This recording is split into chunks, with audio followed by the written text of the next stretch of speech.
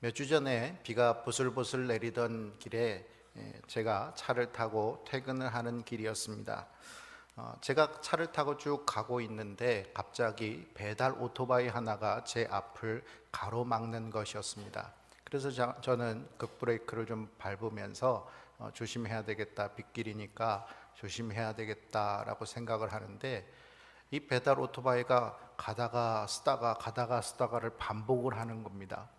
그래서 저는 빗길인데 차가 이렇게 가다가 쓰다가 반복하게 되니까 너무 위험하다는 생각이 들어서 크락션을 빵빵 울리면서 그렇게 하지 말라고, 배달 오토바이가 이게 좀 뭐 갑자기 흥분을 했나 뭐 이래가지고 좀 생각을 했습니다.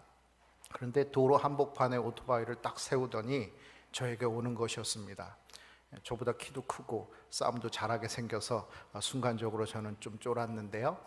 그런데 아무튼 화가 나 있기 때문에 저도 창문을 열고 도대체 왜 그러는 거냐고 상기된 목소리로 이야기를 했습니다. 그러자 다짜고짜 이 청년이 저에게 쌍욕을 하고서는 쏜살같이 오토바이를 타고 도망가는 것이었습니다. 순간적으로 당한 일이었기 때문에 당황스럽기도 했고 어떻게 반응해야 될지도 몰랐습니다. 뭐 잘해야 20대 초반, 뭐 10대 후반 정도로도 보였던 그런 청년이기 때문에 제 아들뻘 정도 되는, 제가 첫사랑에만 실패하지 않았어도 제 아들보다 어린 그런 아이인데, 그런 아이에게 제가 쌍욕을 들었으니 얼마나 이제 기분이 상했겠습니까? 그러면서 제가 문득 드는 생각이 있었습니다. 요즘에 보복 운전 이런 것에 대해서 처벌이 강화되었다고 그러는데, 제 차에는 블랙박스가 있으니까 분명히 이거 다 찍혔을 것이다. 그래서 집에 들어오자마자 컴퓨터를 켜가지고 이거 찍힌 거를 확인해가지고 경찰에 신고해야 되겠다. 이런 분기가 충만해가지고 집에 와서 컴퓨터를 켜려고 하는 순간에 갑자기 제 마음속에 왜 그런 마음이 들었는지 그 아이가 참 불쌍하다는 생각이 들었습니다. 이 사회를 살면서 진정한 어른을 한 번도 만나보지 못했기 때문에 자기 아버지 뻘 되는 사람에게 그렇게 쌍욕을 쉽게 퍼붓을 수 있는 그런 아이가 되지 않았을까. 그리고 그 오토바이를 빗길에 고개하듯이 그렇게 탈 만큼 자기 목숨에 대한 소중함도 알지 못하는 아이가 되었구나 하는 생각에 참 불쌍하다는 생각이 들었습니다. 그래서 그 블랙박스에 있는 영상을 확인하기보다는 저는 잠시 눈을 감고 그 아이의 영혼을 위해서, 그리고 그 아이의 삶을 위해서 제가 기도하게 되었습니다. 목사니까 당연히 저렇게 해야지라고 생각하실지 모르지만, 그때의 분기와 또 그때의 상황들을 다 경험했을 때 원래 제가 성격도 급하고 그런 사람이라 그런 일들을 경험하면 분명히 제 원래의 심성대로라면 뭐라도 한번 했을 텐데, 그래서 제 마음속에 있었던 마음은 경찰서에 두 손 싹싹 빌고 있는 그 청년의 모습을 상상하면서 그렇게 만날 것을 기대했었는데, 그런데 제 마음속에 전혀 다른 마음이 들어온 것입니다. 그 아이를 용서하고자 하는 마음, 그리고 그 아이를 불쌍히 여기고자 하는 마음, 그리고 그 아이가 앞으로 살아가는 삶이 지금과는 다른 삶이 되기를 바라는 마음, 그런 마음 속에서 기도하게 되었습니다. 여러분, 이 마음은 누가 주시는 마음일까요? 제 심성으로는 절대로 그러지 못할 터인데 하나님께서 성령님을 통해서 내 마음을 다스려 주셔서 분기 충만했던 마음이 용서하는 마음, 또 그를 위해서 불쌍히 여기고 긍휼히 여기는 마음이 제 마음속에 생겨나게 된 것입니다. 사랑하는 성도 여러분, 여러분은 살아가면서 이런 경험을 해보신 적이 있으십니까? 원래 내가 가지고 있는 내 본래 심성대로라면 절대로 그렇게 행동할 일 없고 그렇게 말할 일이 없는데, 하나님께서 내 마음을 만져주셨구나, 그래서 내가 그렇게 말하고 그렇게 행동했구나 하는 영적 체험을 해보신 적이 있으신가 하는 것입니다. 오늘은 우리를 구원하신 예수님, 그분께서 우리를 도우시기 위해서 보내신 보혜사 성령님의 강림을 기념하는 성령 강림 주일입니다. 성령님께서 우리 안에 내주하셔서 우리의 상처난 영혼을 치유하시고 강건케 하시고 능력 주시기를 주의 이름으로 축원합니다. 예수님은 승천하시기 전에 제자들을 불러서 사도행전 1장 4절 5절의 말씀을 하셨습니다. 사도와 함께 모이사 그들에게 분부하여 이르시되 예루살렘을 떠나지 말고 내게서 들은 바 아버지께서 약속하신 것을 기다리라. 요한은 물로 세례를 베풀었으나 너희는 몇 날이 못되어 성령으로 세례를 받으리라 하셨느니라. 예수님께서는 승천하시기 전에 제자들에게 내가 승천하면 이 땅에서 너희들을 돌볼 수 있는 것은 아무것도 없다라고 말씀하시는 것이 아니라 바로 성령 하나님께서 임재하셔서 이제 너희들의 돕는 이가 되실 것이다, 너희들의 대변자가 되실 것이다 라고 보혜사 성령님을 기다리라고 말씀하셨습니다. 이 말씀에 따라 제자들은 마가의 다락방이라고 알려진 그들이 유하던 다락방에서 성령의 임재를 기다렸습니다. 그런데 제자들은 기다리는 동안 주님께서 시키시지도 않은 일을 하면서 이 성령님의 임재를 기다리고 있습니다. 바로 기도였습니다.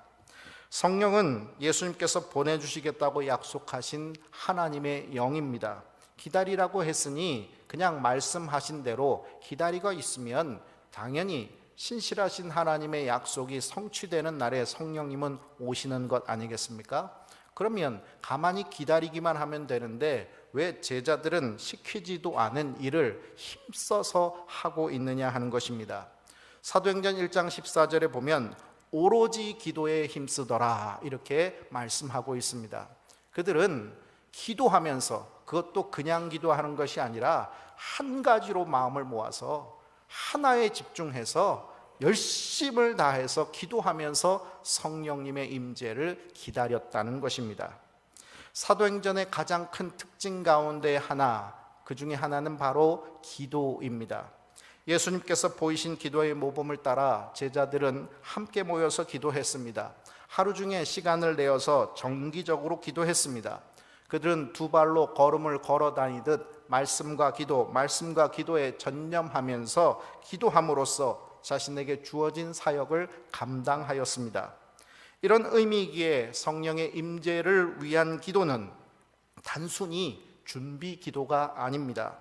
그것은 이제 곧 내주하실 성령님을 모셔드리기 위해 자신의 모든 것을 비워내는 기도였습니다. 교만과 욕심으로 응어리진 마음을 비워내고 미움과 죄악으로 더럽혀진 마음을 청소하는 기도, 그래서 깨끗하게 구별된 나의 영혼에 성령 하나님께서 임재해 주시기를 바라는 기도의 시간을 그들은 가졌던 것입니다. 과거 한국교회는 수많은 기도의 은혜를 경험하였습니다. 기도함으로 묵은 땅을 갈아엎는 복음의 기적을 우리는 일구었습니다. 빈손으로도 풍족할 수 있었고 아무것도 없어도 더불어 살아가는 기쁨을 우리는 함께 신앙생활을 하면서 누릴 수 있었습니다. 그래서 매일같이 모였고 매일같이 모일 때마다 기도했습니다.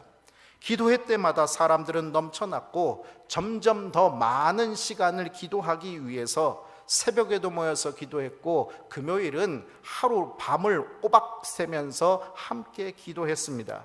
구역으로 모여서 기도했고 함께 다 같이 모여서 대그룹으로 소그룹으로 모여 기도했습니다. 기도는 우리에게 치유였고 회복이었고 그리고 기도는 능력이었습니다. 그런데 문제는 기도의 세속화였습니다. 잘못된 기도의 방향은 현세적인 땅의 복을 구하는 저급함으로 점점 가득 채워지기 시작했습니다. 땅의 것들이 채워진 이후부터는 더 이상 기도하지 않아도 되고, 그래서 기도의 열기는 급속히 식어갔습니다. 경제가 발전되고 배부르고 등 따숩고 더 이상 내 삶 속에 그렇게 먹을 것 때문에 걱정하지 않아도 되는 시기가 왔을 때, 바로 그때는 더 이상 기도하지 않아도 되는 시기로 이어지게 된 것입니다. 오늘날 한국교회는 기도의 은혜를 경험한 세대와 기도를 통해 그 어떤 영적 경험도 경험해 보지 못한 세대로 나누어지고 있습니다. 후자에게 기도란 일상이 아니라 특별한 때 하는 것이 되었습니다. 기도회란 자신의 삶에 절대로 우선순위가 되지 못하고 언제나 자신의 삶을 우선하는 것들로 채우고자 하기에 기도의 시간은 점점 뒤로 밀리고 함께 기도하는 시간은 그들의 삶 속에 자리 잡지 못하게 된 것입니다. 올해는 종교개혁 500주년이 되는 해입니다. 우리는 늘 내가 어쩌지 못하는 큰 일들을 생각하면서 그 일들이 이루어져야지 이 한국 교회들이 산다라고 생각하며 새로운 종교개혁이 필요하다라고 말을 합니다. 이를테면 한국 교회가 회개해야 한다, 한국 교회가 거듭나야 한다 등등의 이야기들을 우리는 많이 합니다. 그러나 그런 동안 나는 무엇을 할 수 있는 것일까요? 한국 교회가 회개해야 되고 한국 교회가 거듭나야 된다는 큰 일을 말하면서 나는 무슨 일을 하고 있느냐 하는 것입니다. 내가 할 수 있는 작은 일, 그러나 결코 작지 않은 가장 위대한 일들을 하는 저와 여러분이 되시기 바랍니다. 오늘 저와 여러분이 할 수 있는 가장 위대한 일은 무엇일까요? 성령의 임재를 부르짖는 기도입니다. 바로 기도하여도 내 뜻대로 구하고 내 뜻이 이루어지는 것을 기뻐하고 내 뜻대로 되기만을 고집하는 교만의 모습을 버리고 이제 성령님께서 내 안에 임재하셔서 내주하시고 성령의 통치 속에서 성령께서 원하시는 대로 살아가는 삶을 사는 성령의 임재를 부르짖는 기도가 이제 우리가 할 수 있는 가장 위대한 일이라고 저는 믿습니다. 기도의 영적 체험이 우리의 기도의 깊이와 넓이와 높이를 더해 가시기를 주님의 이름으로 축원합니다. 성령의 임재를 부르짖는 기도는 바로 공동체의 기도였습니다. 마가의 다락방에 모여 있는 무리의 수는 약 120명이었습니다. 그곳에서는 11명의 사도들이 있었고 또 뿐만 아니라 여자들까지 함께 모여서 기도하였습니다. 그들 모두를 분석해 보면 직업도 달랐고 출신도 달랐고 성별도 달랐습니다. 그런데 그들의 다름이 그들이 함께 모이는데 그 어떤 장애도 되지 않았습니다. 한데 모여서 마음을 같이 하여서 그들은 오로지 기도에 힘썼습니다. 그냥 기도한 것이 아니라 서로 다른 사람들이 함께 모여서 마음을 같이 하여서 오로지 기도하였다는 것입니다. 각각 다른 사람들이 한 분 하나님을 한 믿음으로 믿어서 하나된 마음으로 기도하는 자리에 성령님께서 임재하신 것입니다. 그리고 그것을 교회라고 말씀하셨고 바로 이 사도행전 2장의 말씀을 통해서 교회가 탄생되었다라고 말씀하고 있습니다. 처음 교회는 마음을 같이 하여서 함께 기도하는 곳에서 탄생한 것입니다. 그렇기에 성령이 임한 그곳에서 나누어짐이라는 것은 결코 있을 수 없는 것입니다. 때는 이스라엘 사람들이 예루살렘에 꼭 와야만 하는 3대 절기 중 하나인 오순절이었습니다. 예루살렘에 각각 천하각국에 흩어져 있는 사람들이 몰려들었습니다. 그곳에 모였던 사람들은 어떤 사람들입니까? 9절부터 11절까지를 보면 그들이 어디서부터 왔는지 그들의 출신지를 이야기하고 있습니다. 우리 한번 9절에서 11절 말씀을 같이 봉독하겠습니다. 우리는 바데인과 메데인과 엘람인과 또 메소포타미아, 유대와 갑바도기와 본도와 아시아, 부르기아와 밤빌리아, 애굽과 및 구레네에 가까운 리비아 여러 지방의 사람들과 로마로부터 온 나그네 곧 유대인과 유대교에 들어온 사람들과 그레데인과 아라비아인들이라 우리가 다 우리의 각 언어로 하나님의 큰 일을 말함을 듣는도다 하고, 성경이 기록된 대로만 하면 그들이 온 출신지는 16곳이나 됩니다. 그들의 출신지는 모두 달랐습니다. 그러나 그들은 성령이 하나 되게 하시는 말씀을 들었습니다. 교회 공동체는 모두가 하나만 말하고 하나만 보고 하나만 해야 하는 사람들이 모여있는 공동체가 아닙니다. 성령께서 주신 각각의 은사로 다른 것을 말하고 서로 다른 면을 보면서 서로 주어진 일을 각각 맡기신 대로 충성하는 공동체가 바로 교회인 것입니다. 그러나 이 모든 다양성은 하나된 통일성으로 합쳐진다는 것을 우리는 오늘 말씀을 통해서 보아야 할 것입니다. 4절의 말씀을 보면 성령에 충만한 사람들은 각각 다른 언어로 말을 합니다. 그래서 9절부터 11절에 나와 있는 16개의 나라에서 온 사람들이 각각 자기 나라 말로 듣게 되었다라고 성경은 기록하고 있습니다. 그런데 여러분, 11절에 보면 이렇게 서로 다른 언어로 말한 언어들이 하나님의 큰 일을 말하는 것으로 통일되고 있는 것을 보게 됩니다. 각자가 다른 언어로 말하고 각자 신분이 다르고 성별이 다르고 처지가 다른, 출신지가 다른 사람들이 함께 모여있는 그 자리에, 서로 다름밖에 없는 그 자리에 하나님께서는 그들 모두를 하나로 묶을 수 있는 하나님의 큰 일을 행하게 하셨다는 것을 말해주고 있는 것입니다. 교회는 그리스도께서 머리가 되시고 바로 우리는 몸된 지체가 된 공동체입니다. 각각에게 주어진 은사가 있어 각자에게 주어진 사역을 우리는 하게 됩니다. 그 사역을 담당함에 우리는 각자의 생각을 갖게 되고 각자의 의견을 내기도 합니다. 그러나 우리는 이 모든 것이 성령님의 조율하심을 통해서 서로 다른 목소리가, 서로 다른 몸짓이 하나로 통일되는 성령 공동체가 되어야 할 것입니다.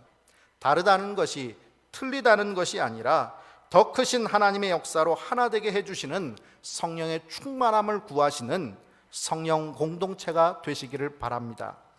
우리 모두는 하나님께서 맡기신 사역에 충성하고자 주의 일들을 담당하고 있습니다. 아무 일들을 안 할 때는 사실 다툴 일도 없고 욕먹일 일도 없고 또 상처 주고 상처받을 일은 더더욱 없습니다. 더 잘 해보려고, 하나님께서 맡기시는 일이니까 내 일이라면 대충 할 수 있고 내 돈이라면 대충 쓸 수 있지만 하나님의 것인데 더 잘해야지, 더 충성해야지, 더 잘 써야지 하는 마음 속에서 우리는 더 많은 영적인 손해를 입게 됩니다. 그래서 많은 사람들이 교회를 하다가 상처받고, 그래서 나 아무것도 안 할래, 나 그냥 예배만 한번 드리고 집에 갈래 라는 자세를 취합니다. 사랑하는 성도 여러분, 한번 이렇게 생각해 보실 수 있기 바랍니다. 내가 옳다고 하는 그 일, 정말 꼭 그렇게 되어야만 한다고 생각하는 그 일이 하나님의 일 맞습니까? 그래서 그것 때문에 싸우게 되고 상처 주고 상처받게 된다면 그것이 성령님께서 주관하시는 성령의 목소리를 내는 것이 맞는가 하는 것입니다. 다를 수 있습니다. 다른 의견일 수 있습니다. 그런데 그것이 우리가 서로 다른 의견과 다른 목소리, 다른 몸짓을 하는 동안 성령께서 우리를 만져주심으로 우리는 그 모든 것 속에서 하나 되어야 되는 믿음의 공동체 아닙니까? 서로 지체인데 누구를 물어뜯을 수 없고 누구에게 상처를 후벼팔 수 없는 것이 우리 교회인 것입니다. 사랑하는 동역자였던 목사가, 장로가, 권사집사가 왜 교회 일을 하면서 충성되고자 하는 그 일 속에서 미워지는 것입니까? 왜 충성하던 그 일을 이제는 더 이상 거들떠보기도 싫은 일이 돼 버렸습니까? 왜 하나님의 사역이 염증 나는 일들이 돼 버린 것입니까? 서로 다른 목소리가 함께 할 수 없고 서로 다른 모양이 어울릴 수 없다라고 말하는 세상의 생각이 우리를 지배하고 있기 때문 아니겠습니까? 모든 것을 조율하셔서 하나님의 큰 일을 말하게 하시는 성령의 다스리심에 우리가 순종할 수 있기를 바랍니다. 성령께서 우리에게 말씀하시는 그 음성이 우리의 최종적인 결론이 될 수 있을 때까지 우리는 다투고 분열하는 것이 아니라 함께 마음을 같이하여 서로 기도함으로 우리는 하나됨을 이루어야 될 것입니다. 초대교회 공동체의 기도는 주술과 같은 주문이 아니었습니다.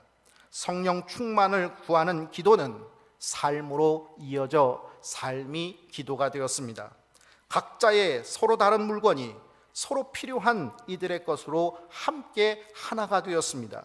각자 먹던 식탁이 함께 먹는 식탁의 교제로 이어졌습니다. 각자 보내던 여가 시간이 성전에 함께 모여서 찬양하고 기도하고 예배하는 시간으로 받들여졌습니다. 이제 우리 자꾸만 세상으로 향하는 우리의 마음을 성령님께서 다스려 주시기를 구하는 기도의 시간으로 우리의 마음을 바꾸어 갈 수 있기를 바랍니다. 세상에서 즐기던 시간을 믿음의 공동체와 함께 모여 기도하고 찬양하는 예배의 시간으로 바꿔갈 때 그 안에서 성령님께서 주시는 참된 기쁨과 행복을 누리실 수 있는 저와 여러분이 될 수 있기를 바랍니다. 세상에서 더 눈치 보고 더 경쟁하면서 이리 치이고 저리 치이던 우리들이 교회 안에서 믿음의 공동체와 함께 한 하나님 아버지를 모시는 한 성령 공동체가 함께 하나됨으로 말미암아 하나님 아버지께서 주시는 천국의 기쁨이 우리의 삶 속에 더욱더 누려질 수 있는 저와 여러분 되시길 바랍니다.